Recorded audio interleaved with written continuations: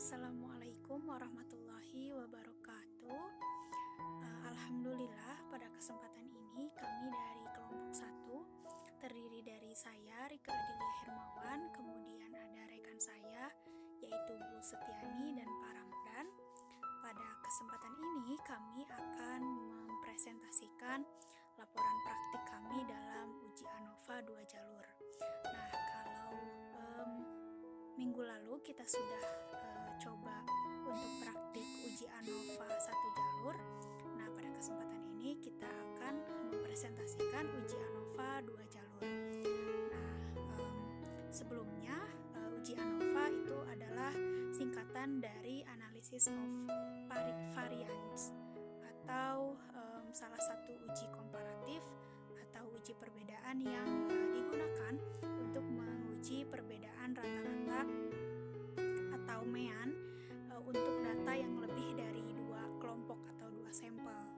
Nah, uji ANOVA ini ada uji ANOVA 1 jalur dan ada juga uji ANOVA 2 jalur. Nah, jadi perbedaannya adalah uji ANOVA 1 jalur itu biasanya digunakan untuk menguji perbedaan rata-rata data lebih dari dua sampel dengan satu faktor, itu yang harus digarisbawahi. Sedangkan untuk uji ANOVA 2 jalur digunakan untuk menguji perbedaan rata-rata untuk data dari lebih dari dua sampel atau dua kelompok dengan dua faktor.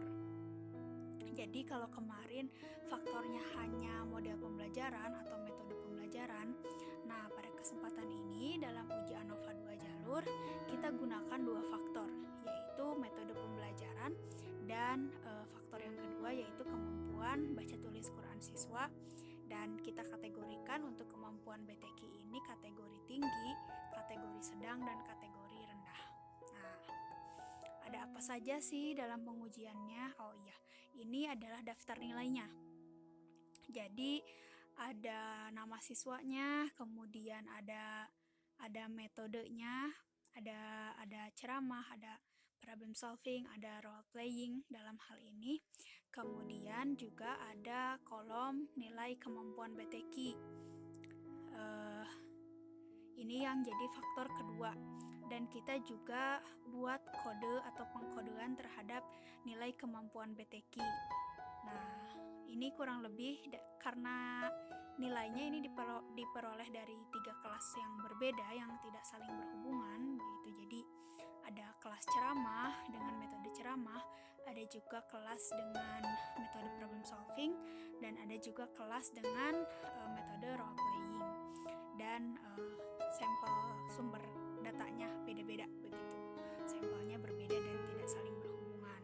Nah, jadi digunakan kode karena kami menggunakan aplikasi statistik untuk menganalisisnya. Nah, ini kurang lebih pengkodeannya gitu. Jadi angka 1 untuk ceramah, angka 2 untuk problem solving, dan angka 3 untuk role playing. Kemudian keterangan pengkodean untuk kemampuan BTQ itu 1 untuk yang kemampuan BTQ-nya tinggi, kemudian 2 untuk yang kemampuan BTQ-nya sedang, dan 3 untuk yang kemampuan BTQ-nya rendah. Nah, kalau bisa kita lihat ini beragam ya, di tabel yang nomor yang sebelah kiri itu kodenya 1 karena itu ceramah. Kemudian di kode kemampuan BTQ-nya juga ada yang 3, ada yang 2, ada yang 1.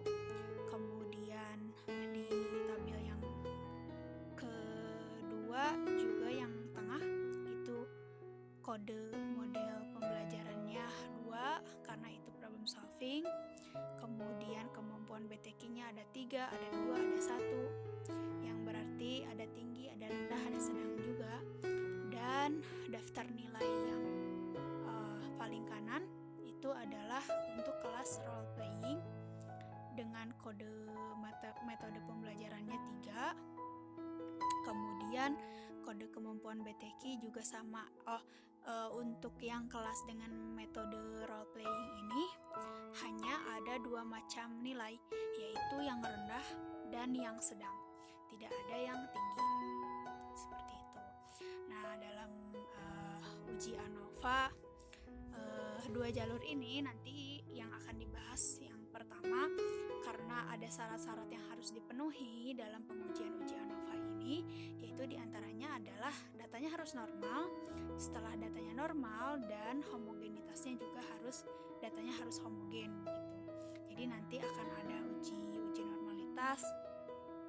Kemudian nanti juga dibahas tentang between subject factors.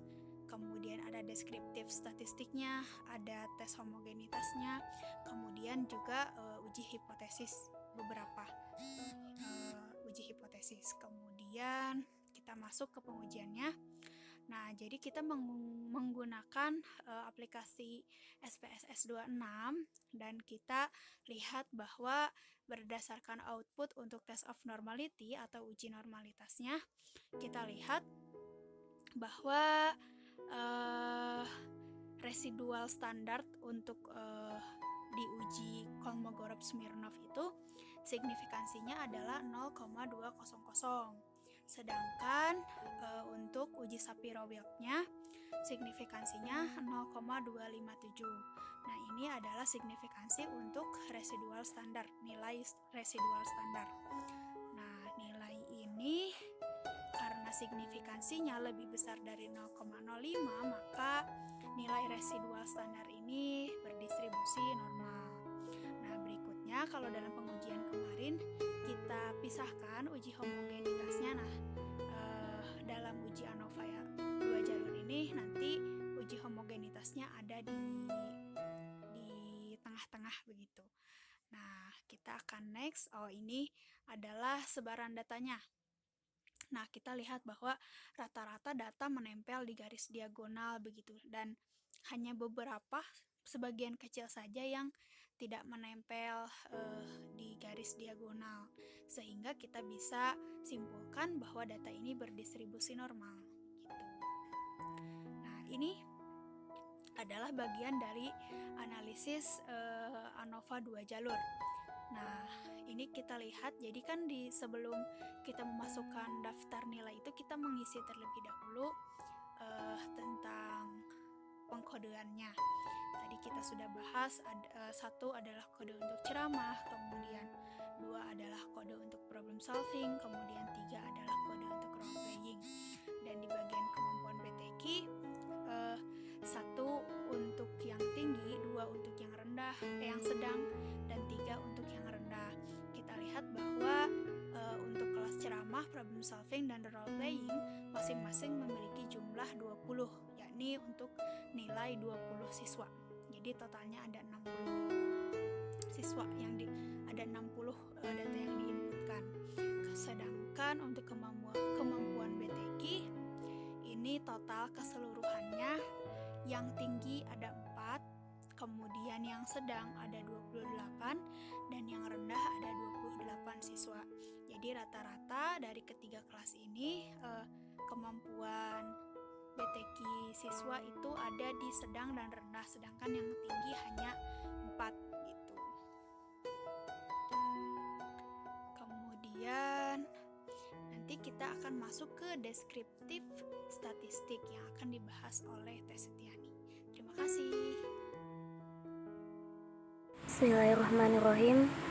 Baiklah, di sini saya dari pemateri kedua akan melanjutkan pembahasan dari pemateri pertama, yang mana pada pengujian kali ini itu menggunakan uji ANOVA 2 jalur.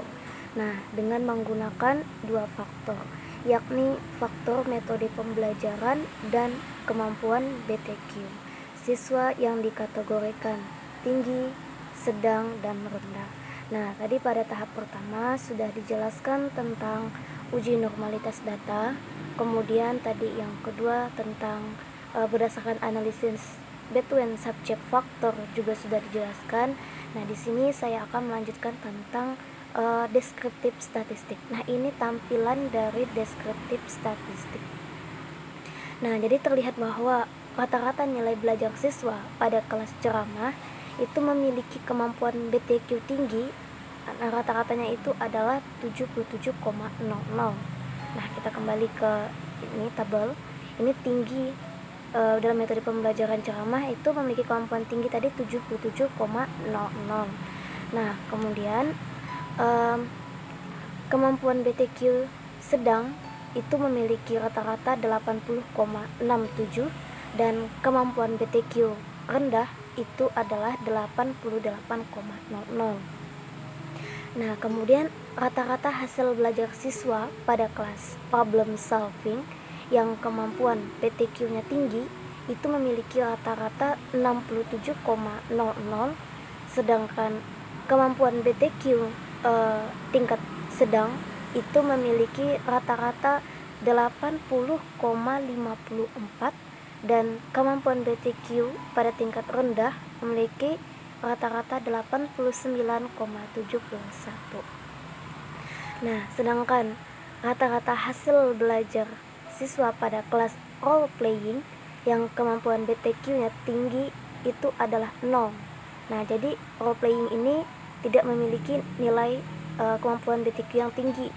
Nah, karena kan tidak ada nilai yang memang yang tinggi seperti itu. Jadi kemudian kemampuan BTQ yang tingkat sedang itu memiliki rata-rata 82,81. Sedangkan kemampuan BTQ-nya pada tingkat rendah itu adalah 91,11. Nah, ini tabel deskriptif statistik dari model pembelajaran ceramah, problem solving, dan role playing. Nah, kemudian secara keseluruhan rata-rata mean hasil belajar siswa ini dari kelas ceramah itu memiliki rata-rata 84,70, sedangkan kelas problem solving itu memiliki rata-rata 86,55, sedangkan kelas role playing itu 84,55. Nah, jadi sedangkan pada total ketiga model pembelajaran tersebut itu berdasarkan kemampuan BTQ-nya, siswa rata-rata itu memiliki nilai 84,55. Jadi bisa dilihat dari tabel deskriptif statistik ini. Nah, selanjutnya itu tabel dari Levene Test of Equality of Error Variance. Nah, jadi berdasarkan tabel ini, variance itu terlihat pada nilai sig. Nah, dilihat dari nilai sig based on mean. Nah, itu memiliki nilai 0,087. Nah, jadi nilai tersebut itu lebih besar dari 0,05. Nah, jadi maka dapat disimpulkan bahwa varians data variabel hasil belajar adalah homogen. Jadi kita lihat dari tabel ini itu memiliki nilai sig itu 0,087, kemudian ternyata nilai sig ini lebih besar dari 0,05. Nah, maka dapat disimpulkanlah bahwa varians data variabel hasil belajar ini itu bersifat homogen. Nah, jadi karena normalitas dan homogenitas sudah terpenuhi, maka uji ANOVA 2 jalur itu dapat dilakukan. Mungkin hanya itu yang dapat saya sampaikan. Saya lanjutkan kepada pemateri ketiga.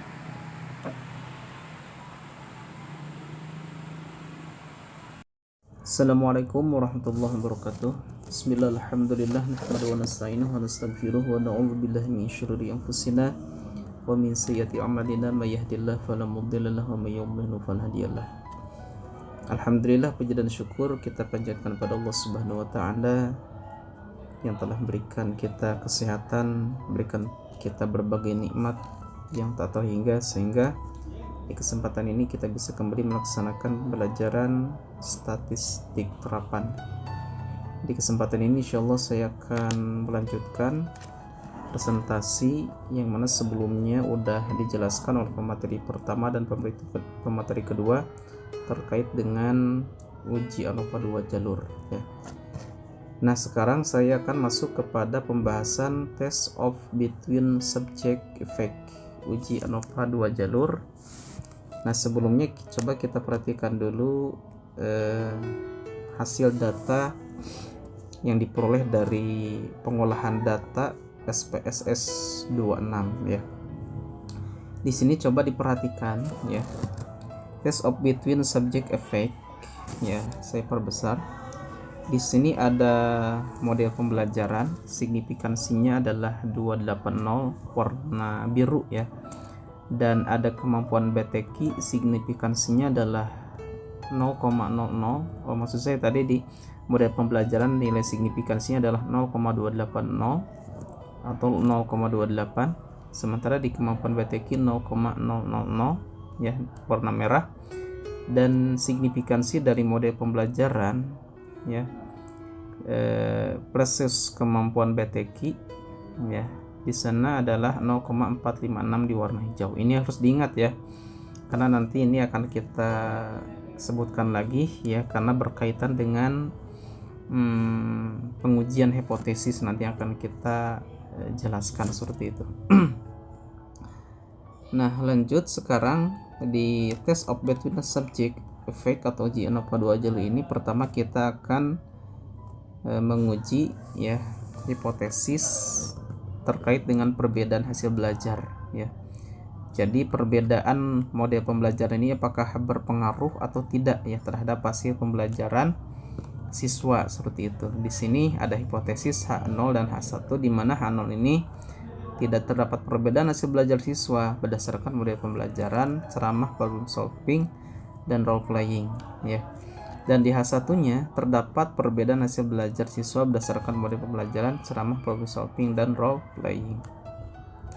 Di sini dapat dilihat di dasar pengambilan keputusannya, yaitu jika nilai signifikansi itu lebih dari 0,05 maka HO-nya diterima, dan jika nilai signifikansi itu adalah kurang dari 0,05 maka HO-nya ditolak ya.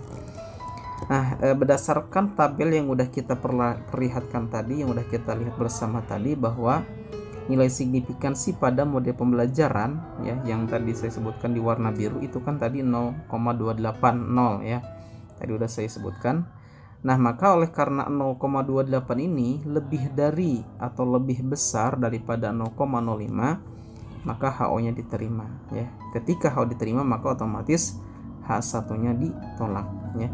Oleh karena HO diterima dan H1-nya ditolak, maka dapat disimpulkan ya tidak terdapat perbedaan hasil belajar ya siswa berdasarkan model pembelajaran, ceramah, problem solving, dan role playing. Seperti itu.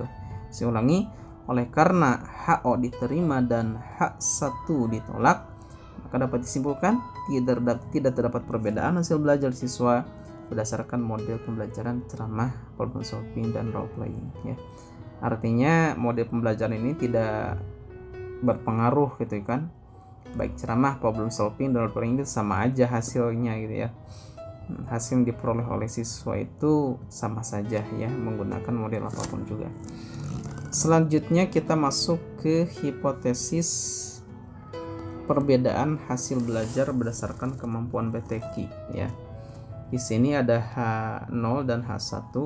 Di H0 ini tidak terdapat perbedaan hasil belajar siswa berdasarkan model kemampuan BTQ, tinggi, sedang, dan rendah. Dan di H1-nya terdapat perbedaan hasil belajar siswa berdasarkan model kemampuan BTQ, tinggi, sedang, dan rendah. Lalu kita lihat di dasar pengambilan keputusan ya, jika nilai signifikansi itu lebih dari 0,05 maka HO-nya diterima. Sementara jika nilai signifikansi itu adalah kurang dari 0,05 maka HO-nya ditolak ya. Ini dasar pengambilan keputusan ini sudah mutlak ya, seperti itu, dan berlaku di di kondisi apapun seperti itu. Nah, berdasarkan pada tabel yang udah kita perlihatkan tadi, yang udah saya perlihatkan tadi, terlihat pada nilai signifikansi kemampuan BTQ yang di warna merah tadi itu kan 0,00 ya. Itu berarti 0,00 ini kurang dari atau lebih kecil dari 0,05 ya. Maka oleh karenanya HO ditolak dan H1-nya diterima.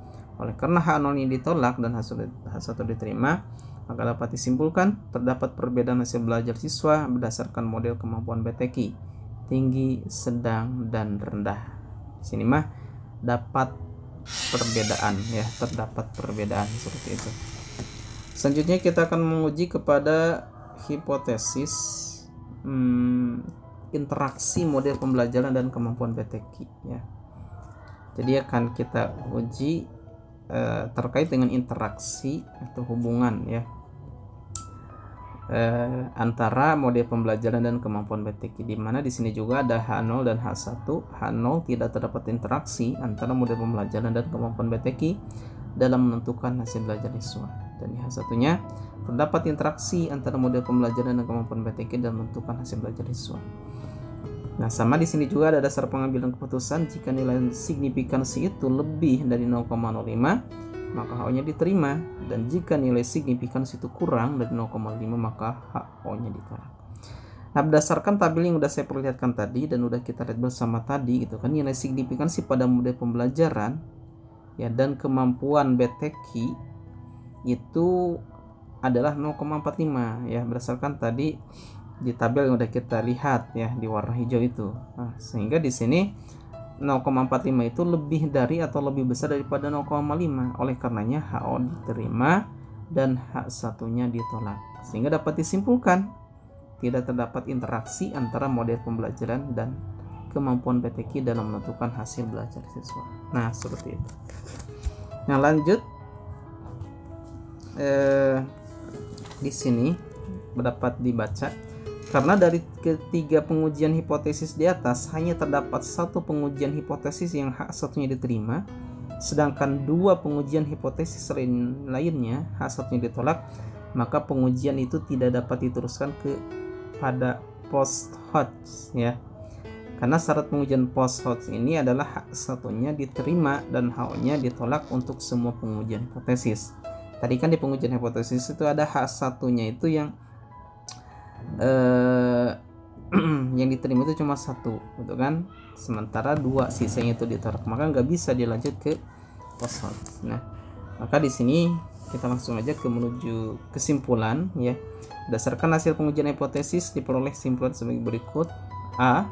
Tidak terdapat perbedaan hasil belajar siswa berdasarkan model pembelajaran, ceramah, model problem solving, dan role playing. Dan B-nya terdapat perbedaan hasil belajar siswa berdasarkan model kemampuan BTQ tinggi, sedang, dan rendah.